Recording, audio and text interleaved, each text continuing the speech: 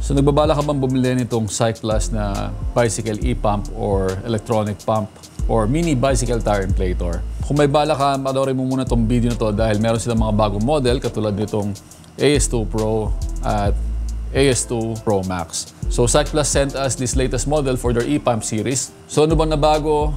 Anong pinagkaiba niya dito sa dating model? Yan ang pag-uusapan natin sa vlog na to. Let's go!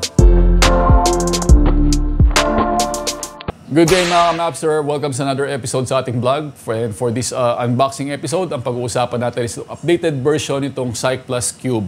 So they sent us this Cyclus Cube before and ginawa natin ito ng vlog. Kung di nyo pa mapanood yung vlog niya, click nyo lang yung link dyan sa taas. And now they have the latest version. So they have this latest version, the AS2 Pro and AS2 Pro Max.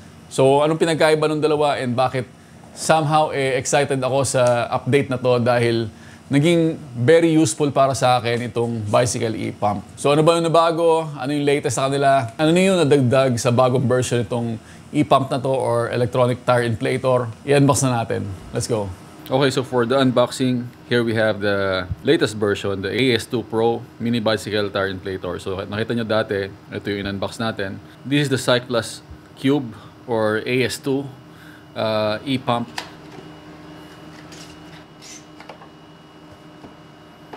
So here we have the user manual. Meron din siyang kasamang silicone bag. This silicone bag is para kapag nilagay nyo sa bag nyo or nilagay nyo sa back pocket nyo, hindi siya mababasa kapag umulan or magsiserve siya as parang protection sa kanya. Okay. And this is the Cyclus AS2 Pro.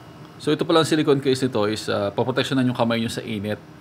And at the same time, nakakapagpatahimik siya. Hindi siya masyadong maingay kapag naka-silicone case siya. Alright, ano pang kasama? So here we have the extender or extender bulb. So this is something new na mas nagustuhan ko sa kanya. Kasi yung isa, wala siyang kasama, itong Cyclus na Cube, no? Yung una, yung AS2. The Pro version, may kasama na siyang ganito. So para saan to? If gumagamit ka ng TPU na interior, kailangan lagyan mo nito. Kasi medyo umiinit siya. Umiinit yung katawan niya. You have to use this para hindi malusaw yung TPU nyo. Also, kung medyo off yung posisyon ng bulb nyo sa gulong nyo, katulad ng mga naka-wheel disc, ito rin yung kailangan yung gamitin. So may kasama rin siyang Type-C na cable para sa charger. May kasama rin siyang pin para sa bola. Kung gusto nyo lagyan ng hangin yung bisikleta nyo, ito yung ginagamit. Meron din siyang kasamang pang Presta conversion.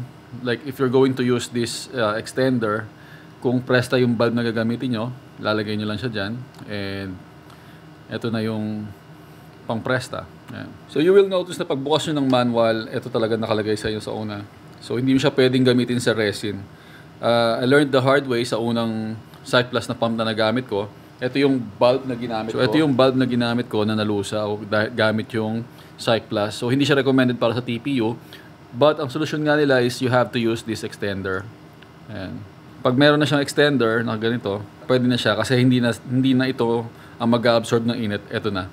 So safe siya kapag may extender na ginamit. So anong bago dito sa Cyclus AS2 Pro? In comparison with the AS2 or the Cube version, halos magkasinlaki sila. Diba? Kung mapapansin nyo, ito yung AS2 or yung Cube. This is the latest version, the AS2 Pro. Ang pinakamalaking pagbabago niya is yung LCD screen. Itong bagong version ngayon, meron na siyang LCD screen. Dito, pindutan lang. So dito sa lumang version, pag pinindot nyo siya, makikita nyo yung status ng battery niya, depende sa kulay na pinapakita niya. Ito rin magiging start and stop button nyo. Samantalang sa bagong version ngayon, which is sobrang nagustuhan ko, is pag hinold mo yung start button niya, meron siyang LCD screen. So yung nakikita nyo ngayon na yan yung PSI. So pwede nyo siyang iset sa PSI na gusto nyo. Depende kung gaano kataas yung PSI na gusto nyo i-pump sa gulong nyo or sa kung anumang bagay na kailangan yung hanginan. Like yung mga bola or gulong. Dito nyo na rin makikita yung battery life niya. So yung tatlong bar na yan yung pinaka-battery niya. So to ready na to. Kapag pinress ko tong start button nito, mag-i-start na siya maghangin. Hindi ko alam kung mapapansin nyo, pero ako napansin ko na medyo malakas talaga yung power nito ngayon kumpara dito sa unang version or dito sa isang mas maliit na version. So according sa kanila, yung accuracy nitong pressure gauge na to is plus minus 1 PSI. So okay na yun, magandang accuracy na yun. That's one of the reason bakit hindi ko siya masyadong magamit, dahil gusto ko sana may gauge or nakikita ko kung gaano yung kinakarga ko or ilan na yung PSI na nakarga ko doon sa gulong. Para sa akin kasi medyo importante yon. Maliit pa rin siya katulad ng dati, pero mas nag-improve na yung mga capabilities niya. Okay, so now let's proceed with the other one. This is the AS2 Pro Max. Ito na yung pinakamalaking version nila. Yeah. So buksan na rin natin. I'm expecting na the same lang siya ng dalawang version. However, mas malaki siya and mas malaki yung capacity niya. Okay, so this is the AS2 Pro Max. Mas malaki, mas powerful siya in comparison to the dalawang previous model. This also came with a silicone bag. Tapos ito na yung itsura niya. Yun, mas malaki siya. So this is the Pro and this is the Pro Max. Yung Pro Max, yan, makikita niyo mas malaki talaga siya. It also has the same feature ng ng Pro, but the Pro Max is just more power, more juice, and mas malakas talaga yung motor din niya.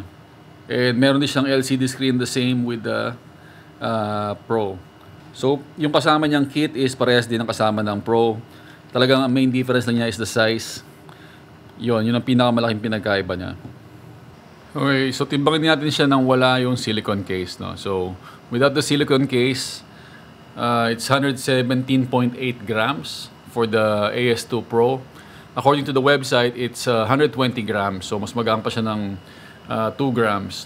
But if you're going to include the silicone case, it will be 136.8 grams, including the silicone case. For the AS2 Pro Max, and this is 205.2 grams or 205 grams. That's the same as sinabi sa website or kiniklaim sa website na 205 grams. If we're going to include the silicone case, so it will be 231.5 grams, including the silicone case. Itong Cube or the AS2, it's good for races, kung nag-gravel kayo and gusto nyong i-top up or lagyan ulit ng hangin yung gulong nyo after nyo sa gravel trail, okay na okay to. Although yun nga lang, wala siyang gauge for quick top up lang or paglalagay lang ng hangin, okay na yun. However, for me, ito na yung gusto kong gamitin pambaon. This will replace my hand pump since I'm running tubeless naman ngayon. Medyo bihira na rin ako maplatan. And I really like the PSI gauge, yung LCD niya, na makikita nyo na kung gaano siya taas yung volume ng hangin or yung PSI. Ang laki ng upgrade na to para sa akin. And also, meron rin siyang kasama nitong extender na kung saan hindi na masusunog yung TPU. So if you've been following me, alam niyo ang setup ko sa isang TPU at saka isang tubeless para sa budget setup ko. And I think this is perfect for me. So ito na yung gagamitin natin, babaw natin sa mga ride. So lalagyan natin siya sa silicone bag habang nasa pouch natin or sa back pocket ng ating jersey. Isa rin maganda dito, lalo pagka pagod ka na sa ride, hindi ka mahihirapang mag-pump ng hangin kapag naplatan ka. And for this bad boy, itong pinakamalaki nila, siguro para sa akin, ang gamit dito is sa bahay. If meron kayong motorcycle and magbabiyahe kayo ng motor, in case na maplatan din kayo and kaya nyo mag-repair, gusto nyo maghangin, pwede nyo gamitin to. But for me, this will replace my floor pump. Kasi sa floor pump, syempre magpa-pump ka pa, di ba? Ito, few seconds lang, hindi mo na kailangan mag-pump. Mahangin niya and automatic siya mag-i-stop kapag na-reach na yung desired na PSI nyo para sa gulong nyo. Sa umaga, lagi ako naghahangin ng gulong before ako umalis. Ito na yung gagamitin ko, itong Cycplus AS2 Pro Max. Since mas malakas yung power niya and dahil capable din siya mag-pump ng motor, dahil may motor din ako, ito na lang din yung gagamitin ko.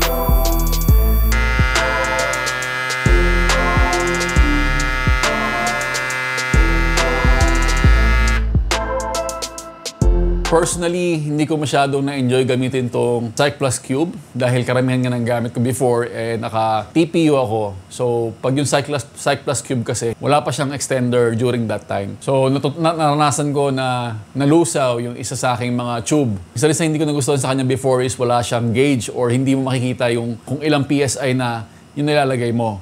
Unlike ng mga hand pump, kahit yung mga murang version ng hand pump, meron silang gauge para makita mo kung gaano nakatigas yung gulong mo. And now for the AS2 Pro, it has more power, mas malaki na yung battery capacity niya, mas kaya na mas mabilis na makakapag-inflate ng mga road bike. Before, wala namang problema to sa pag-inflate ng mga gravel bike and also mountain bike, no? Kasi kayang-kaya nila yung mga low pressure. But now with the AS2 Pro and the AS2 Pro Max especially, napakadali nila mag-inflate ng mga high pressure, low volume na gulong. Will I replace my hand pump gamit tong bagong version ng Cycplus? I can say yes, papalitan ko na yung hand pump ko kasi meron siyang gauge. So meron siyang gauge, compact siya, and mas powerful na siya ngayon. So this time, sa tingin ko, mas okay na siyang gamitin in comparison with hand pump. Kasi nga, mas compact siya and madali talagang gamitin. So dahil nga rechargeable lang siya, it's also way better than the CO2 cartridge. Kasi sa CO2, alam niyo naman, one-time use lang and then hindi nyo siya magagamit. But unlike with the AS2 Pro, pwede nyo siyang recharge up to 4 na gulong or maybe even more kapag mas mababang PSI, yung pwede nyo lagyan ng hangin sa kanya. Siguro kung meron akong gusto pang ma-improve sa kanya or madagdag sa kanya is that yung capability na magbawas ng hangin. Like earlier, tinry kong hanginan yung gulong ko sa motor. Matigas pala yung gulong ko. I wish meron siyang kapasidad na magbawas ng hangin if sobrang tigas ng gulong mo. Kasi meron naman siyang gauge and kaya naman niya check yung pressure. So maganda sana kung kaya rin niyang bawasan kung sobra yung hangin ng gulong mo. I think that's one of the feature na sana madagdag in the future. And isa pa, sana mabawasan pa yung ingay niya kapag nagpa-pump siya. So I think kaya naman lang gawin yon in the future. May mga ways sila para magawa yon. So ano sa tingin nyo? Satisfied ba kayo sa ganitong klaseng pump? Bumili ba kayo? Or ano yung naiisip nyo? Ano yung comment nyo pagdating sa ganitong klaseng technology, pagdating sa pagbibisikleta? Let us know sa comment section. If interesado kayo sa Cycplus, there will be a link on the description. Pwede nyo i-check yan kung para makita nyo kung magkano and kung saan kayo makakabili. Thank you guys for watching. Don't forget to like and subscribe. Go vegan!